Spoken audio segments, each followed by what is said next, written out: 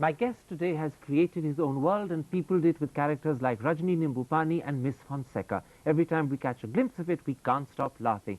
But what is he himself like? Well, let's see if he tells us as I introduce you to one of India's great cartoonists, Mario Miranda. Welcome to the program, Mario. Thank you. Now, in fact, the world knows you simply as Mario Miranda, but that is only an abbreviation of a much longer name. No, unfortunately, I have a very long name, which is something typical on Goa. My full name is Mario João Carlos do Rosário de Brito Miranda.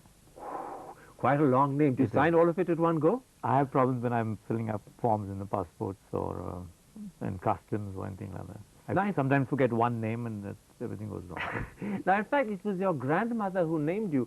Why did she choose such a long name? See, my grandmother was fond of Italian operas, you know, Caruso and things like that. And as a kid, she used to make me sit down next to her as she played these operas and tell me the story of these operas. Thank heavens she didn't call me Caruso. But she was keen to have an Italian name. But this magnificent long name, is there for a collection of different characters from different operas? No, no, no. Mario, of course, is because of being an Italian name. João was my grandfather's name. Carlos was my godfather's name. Rosario is a family name. Brito was my mother's surname. And Miranda is a family surname. There's a bit of everything in that name. I know, yeah. You grew up, I'm told, in a 325-year-old mansion in Goa. Was that as much fun as it sounds? Oh, it was great fun. I love that place. And as a kid, I used to sketch on the walls, you know, scribble, sort of Stone Age paintings or something, and ruin all these immaculate walls which my grandmother saw to it that was, you know, primly kept and something like that. And she used to get very upset, and I could hear a booming voice, you know, a baritone shouting how these walls are being damaged and all that. And finally my mother came with a solution, and she gave me a blank book. And she said, you stop scribbling on the walls and scribble on this paper, on this book, and do whatever you like on it. So with that I started keeping a diary. A diary of drawings? Of drawings, of life in the village, particularly in the village. And I used to write a little bit in Portuguese, of course, what happened in the characters of the village, the priests in particular. This is fascinating. So Mario, the artist, was actually born as a diversion from painting on the walls of the house. Absolutely. Of course, in those days I visualized I could be another Michelangelo or something like that, but it didn't work that way.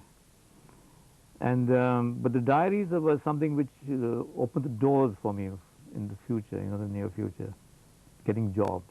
But long before you got jobs for the diaries, you picked up on all the village priests and vicars. Yes. My favorite topic used to be the priests. I used to find them very funny. And I think, you see, these priests take themselves so seriously, and when people take themselves seriously, they tend to be funny. And so and the priests used to be my victims, I would call them. Consciously? Consciously, actually. Yeah, I didn't mean harm. I was laughing with them, not at them, actually. But you were still picking fun? Yeah. I still find them funny, even today. Of course, priests have been replaced by politicians. But there was a particular priest who didn't think it was fun at all, wasn't One there? of the priests who didn't take it too well and complained to the bishop.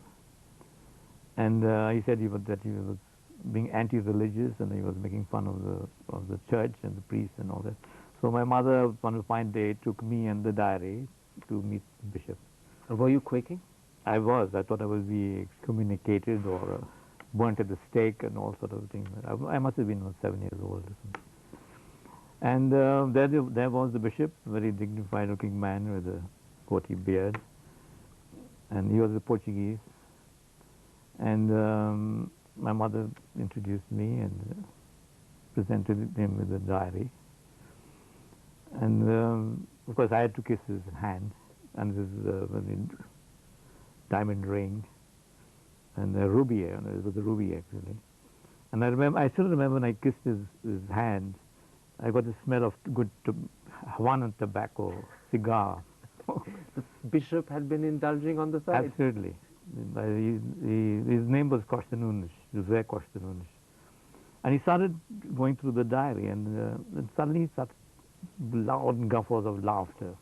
And he just went on laughing, and as he turned the page, he laughed and laughed. And finally he told my mother, he said, don't stop him, let him go and do what he's doing.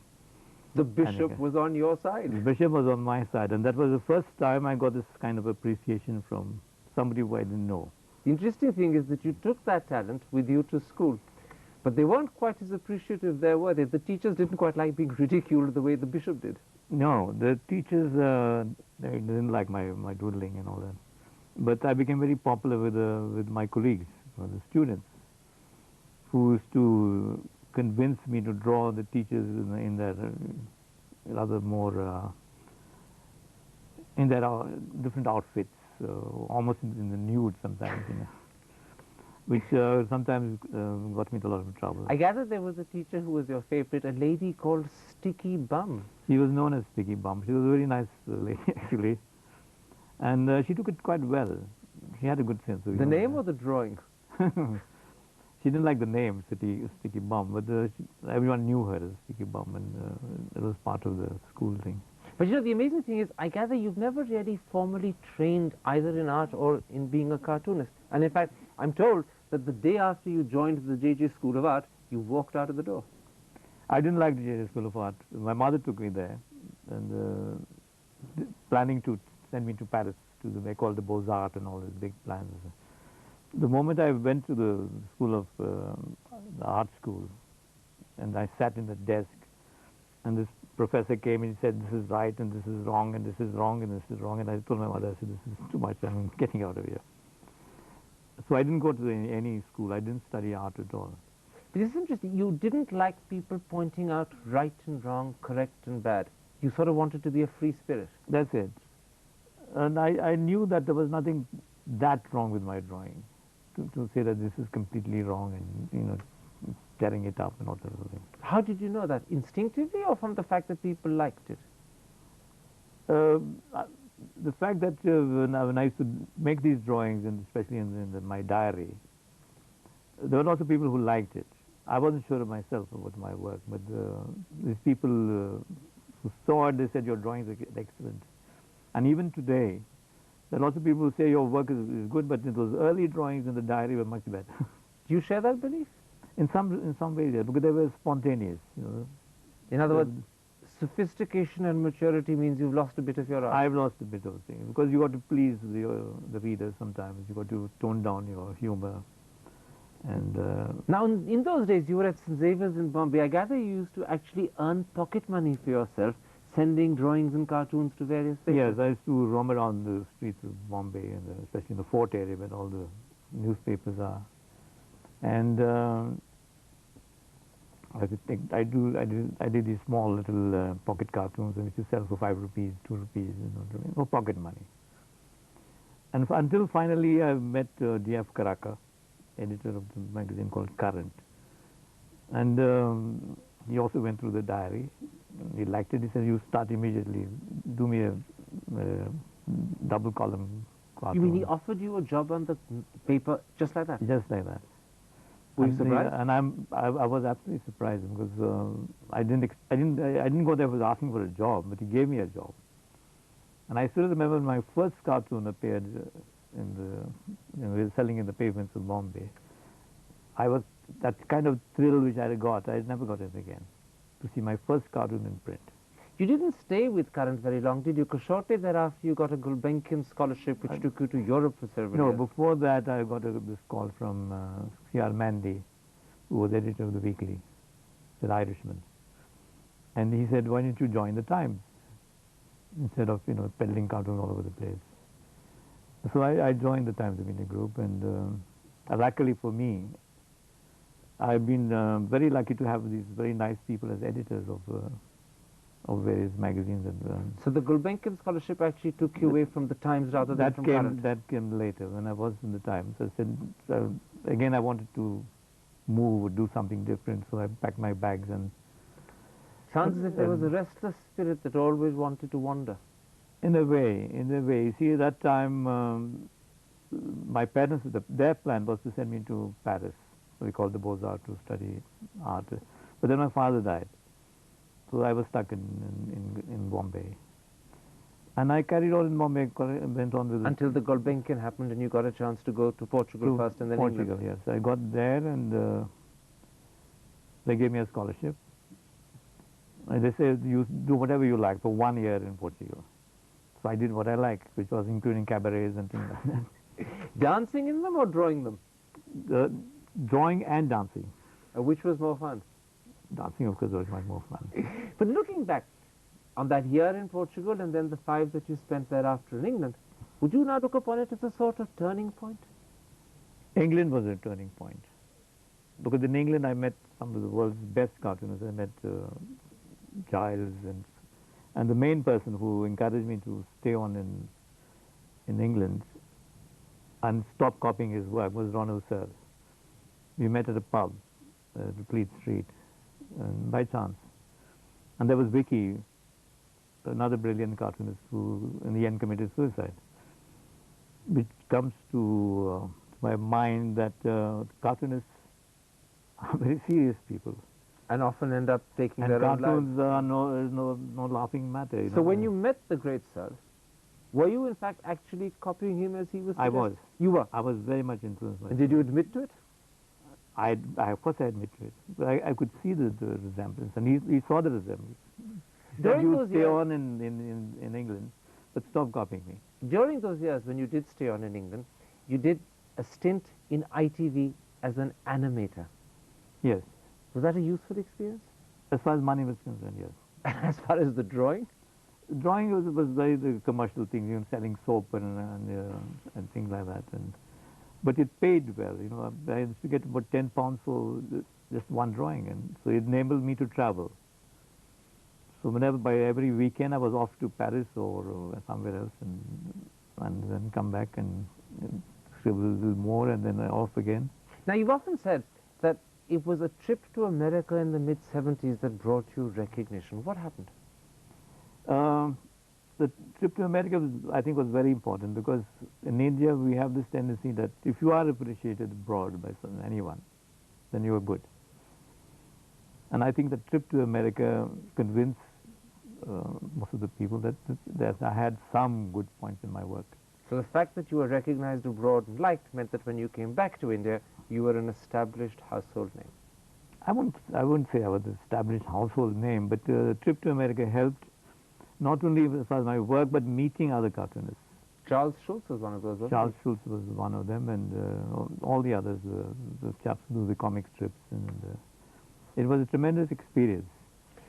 Let's take a break, Mario. I want to come back in part 2 and talk about the Mario that returned to India and the world of cartoons that he opened us all up to. We'll be back in a moment's time to talk about the world of Mario Miranda's characters. See you then.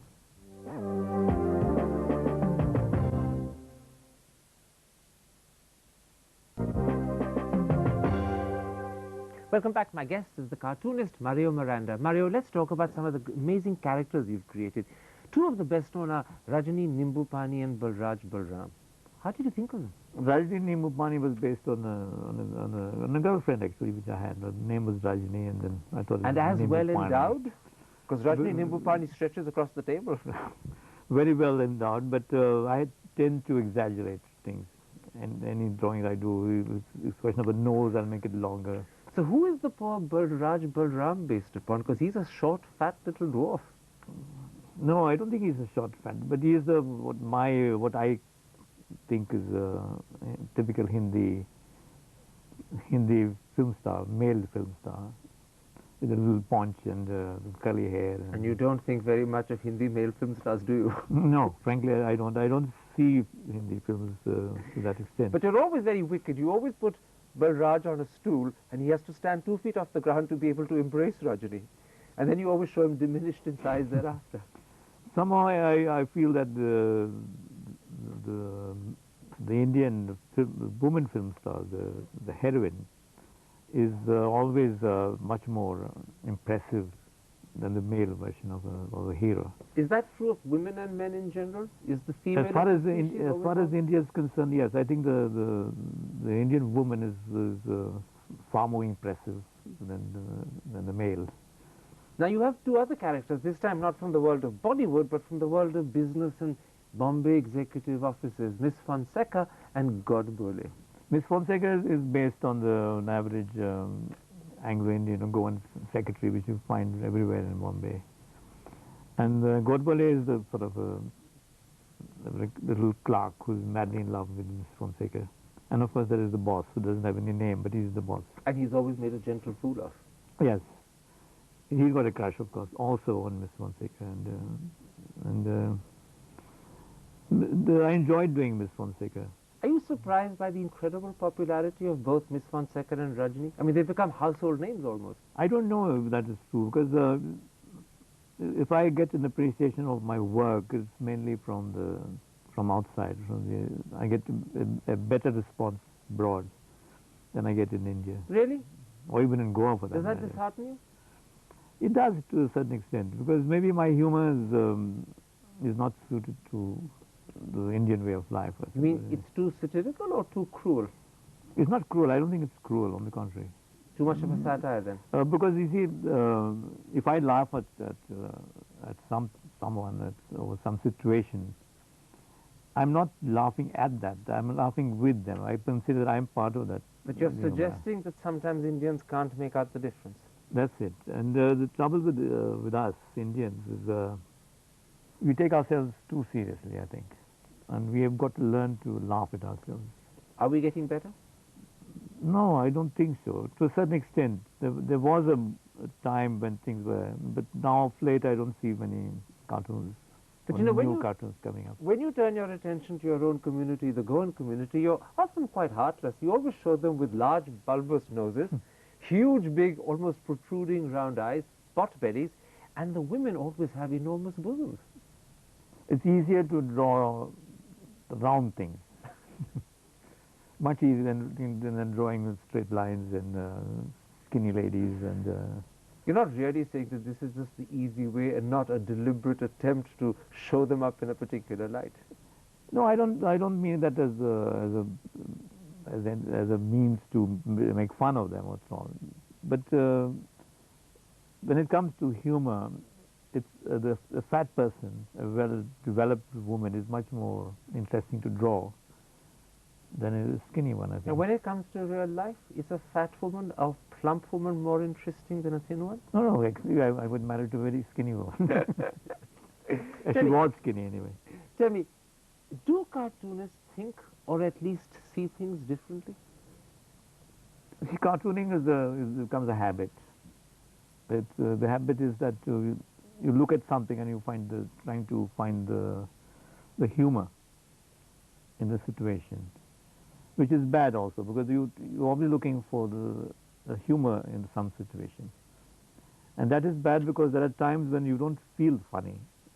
You don't feel like laughing, and still you got to produce a funny cartoon. It's like a clown who's got to make people laugh all the time, although he doesn't feel like laughing. So perhaps the most difficult job is to have to produce a daily cartoon for a daily newspaper. It is difficult. It is difficult, and even though it does, in the long run, it becomes a habit to draw. But you know, you once said something very interesting. You said, there's probably something wrong with my vision or brain that causes the tendency to distort or magnify a particular trait. I see humor in almost any situation, even at a funeral. The funeral, if you're speaking of funerals, I've attended a lot of funerals in Goa, even as a kid, and I remember drawing my grandfather's funeral, and all these solemn men, with their glasses of whiskey and their tears running down their eyes. It is funny in a way, and in a sad way, it is funny. That there is a touch of humor and everything. I never get bored, for example, at an airport or railway station. Just watching people for me is an experience. And I'm told that you never mind planes being delayed. No, sometimes I do mind, but once I know it's being delayed, I enjoy watching the crowd going out and people losing their tempers, shouting, and there's a lot of things happening. When you caricature a person, is in fact the cartoon simply an amusing distortion of the features, or is it also an attempt to portray something of their personality which may not be discernible to the naked eye? You're right there, because sometimes unconsciously, I may dig up something more than just the physical features by exaggerating his nose or his eyes or. Well, why do you say you do it unconsciously? Is it not deliberate? Is it not, in fact, your Sometimes intention? it's not deliberate. Sometimes they say that I could be a bit cruel by making. I used to be very cruel in the beginning by distorting things too much. If somebody had a long nose, it would be a much longer nose. If somebody had a good set of teeth, it would be protruding like tusks almost. And that I toned down all that. So does this mean that because so much of a cartoonist's job depends upon his observation and in a sense on his distancing himself from others and then looking back on them, that cartoonists are loners? Basically, the cartoonists are donors, and for example, if I'm a cartoonist, people expect me to come up with jokes and anecdotes and make people laugh all the time. I can't do that, and I enjoy humor if it comes from somebody else who knows how to tell you a joke. But you're actually saying that you're not a naturally funny person. I am not funny. I don't think I'm funny. I may look funny, but I'm not a funny person. And yet you can see the funniness, if I can use that word, in others. Everybody's got the, as you use your phrase, the funniness somewhere in the behavior or in the features or that kind of thing. But that funniness is there. But the ability to detect it and draw it is really the defining quality the of a ability to cartoonist. detect and draw it and not being too cruel. To be able to laugh with someone and not at someone. I think So that's looking back on your work, you began by saying in part one that you thought some of your better drawings were done when you were young because sophistication has dulled you a little. Yeah. Now would you say the opposite, that in fact, because you've learned not to be cruel, you've learned to be more telling? I think more telling, or I've become a little more subtle in my humor. I think so. Is subtlety a good thing in a cartoon? I don't know. You see, the humor is something very personal and individual. What is funny to me may not be funny to you. Sometimes I do something which I think is very funny and it flops because people say, "What? Could you please explain that cartoon?" That flattens you completely. As long as you're coming up with Rajni Nimbupani and Miss Fonseca, I assure you it's not going to flop. Mario, a pleasure getting to see you and be part of your work. Thank you very much.